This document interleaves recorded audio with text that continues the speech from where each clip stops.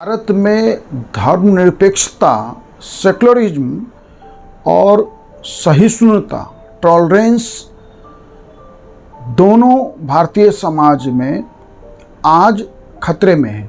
अभी देखिए कि जब भारत और पाकिस्तान लगभग युद्ध की स्थिति में थे, क्योंकि युद्ध की घोषणा न पाकिस्तान की तरफ से की गई थी न हमने की, लेकिन दोनों सेनाओं ने जिस तरह एक दूसरे के विरुद्ध अपने सारे प्रयास किए, वह युद्ध जैसी स्थिति थी। वैसे समय में भी संवैधानिक पद पे बैठा हुआ व्यक्ति, एक व्यक्ति जो 8 बार से विधायिका को रिप्रेजेंट कर रहा हो, मंत्री हो, संवैधानिक पद पे बैठा हो, और वह व्यक्ति आर्मी के एक ऑफिसर के लिए धार्मिक तरीके से, धर्म के आधार पे उसके विषय में जिस तरह के शब्दों का इस्तेमाल किया, वो शब्द सारे मीडिया में, सभी प्लेटफॉर्म पे खूब चर्चा में है। जिन्होंने हमारी बेटियों के सिंदूर उजाड़े थे, वही कटे पिटे लोगों को हमने उन्हीं की बहन भेज करके उनकी ऐसी की तैसी करवाई। एक बार मोदी जी के लिए जोरदार ताली बजाएं। उन्होंने कपड़े उतार के हमारे हिंदुओं को मारा, और मोदी जी ने उनकी बहन को उनकी ऐसी की तैसी करने हमारे जहाज से उनके घर। अब मोदी जी कपड़े तो उतार नहीं सकते थे, इसलिए उनके समाज की बहन को भेजा कि तुमने हमारी बहनों को अगर विधवा किया है तो तुम्हारे समाज की बहन आके तुम्हें नंगा करके छोड़ेगी। देश का सम्मान, मान सम्मान और हमारी बहनों का सुहाग का बदला तुम्हारी जाति की, समाज की बहनों को पाकिस्तान भेजकर अगर कोई ले सकता है, और उन्होंने कहा था। और उसके बाद भी सरकारी मशीनरी चुपचाप बैठी रही। मध्य प्रदेश हाई कोर्ट ने स्वसंज्ञान लिया, सो मोटो लिया, और उससे सो मोटो एफआईआर के आदेश को रुकवाने सुप्रीम कोर्ट चले गए। वहीं भारत और पाकिस्तान के इस संघर्ष के बीच में जब कुछ लोगों ने पाकिस्तान के समर्थन में नारे लगाए, तो पुलिस ने कार्रवाई करने में कोई देरी नहीं की। लेकिन एक संवैधानिक पद पर बैठा हुआ व्यक्ति जब सेना के एक महत्वपूर्ण पद पे बैठी एक महिला अधिकारी के विरुद्ध जिस तरह से डेरोगेटरी रिमार्क्स, रिलीजन के बेस पे रिमार्क्स पास करते हैं, उसके बाद भी हमारा तंत्र हिलता नहीं, उनके कानों पे कोई जूं नहीं रेंगता।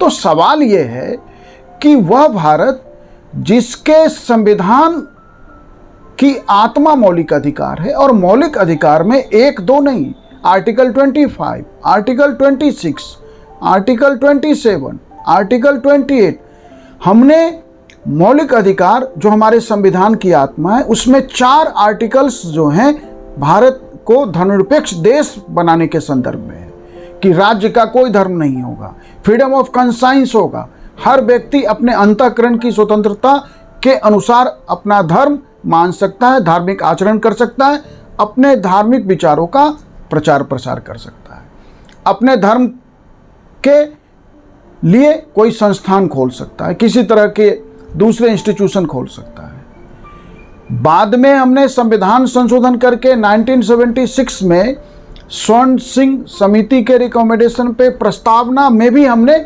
इसको जोड़ा।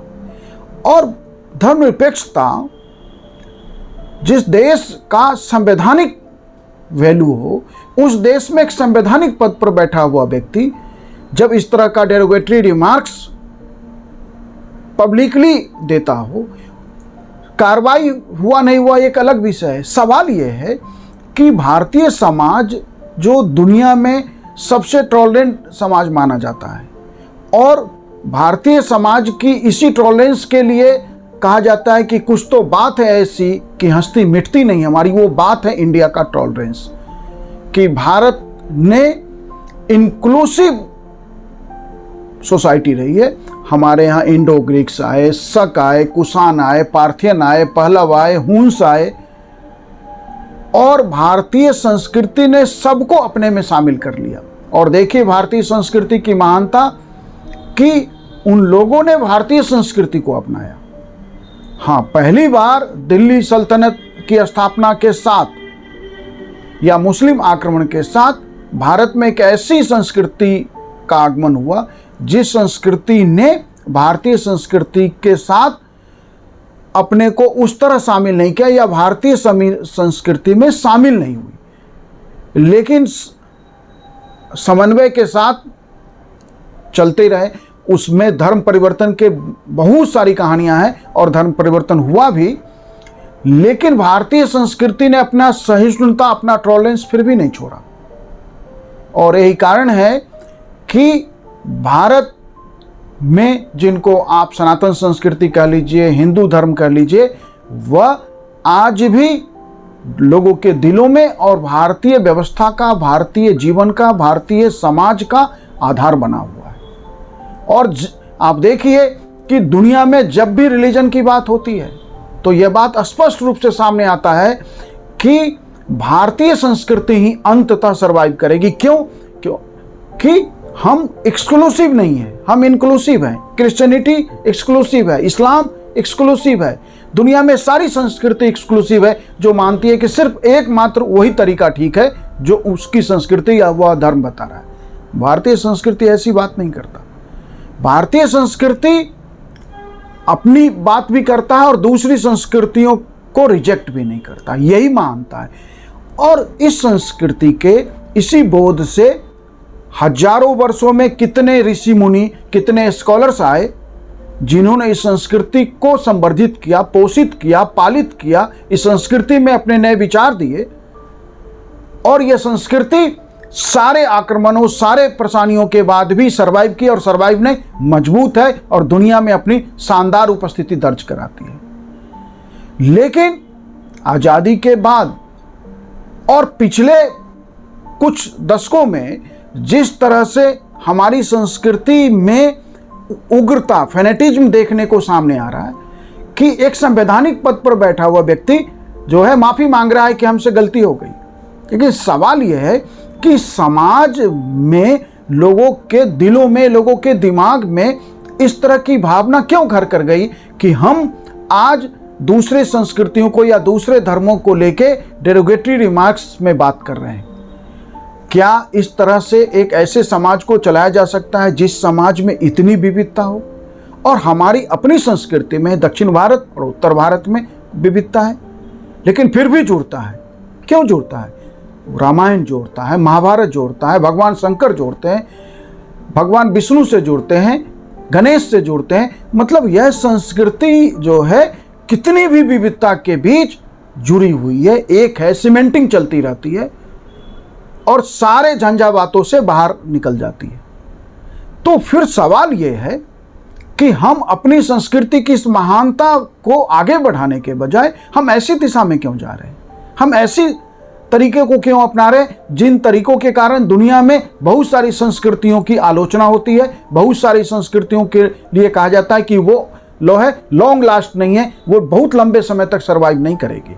क्योंकि कोई भी संस्कृति जो एक्सक्लूसिव होगी, जो यह मानती हो कि सिर्फ उसी का विचार ठीक है, सिर्फ उसी का तरीका ठीक है, सिर्फ उसी के सांस्कृतिक मूल्य ठीक है, वह संस्कृति सर्वाइव नहीं कर सकती। क्योंकि मानवता विविधता में चलता है, समाज विविधताओं के बीच जीता है।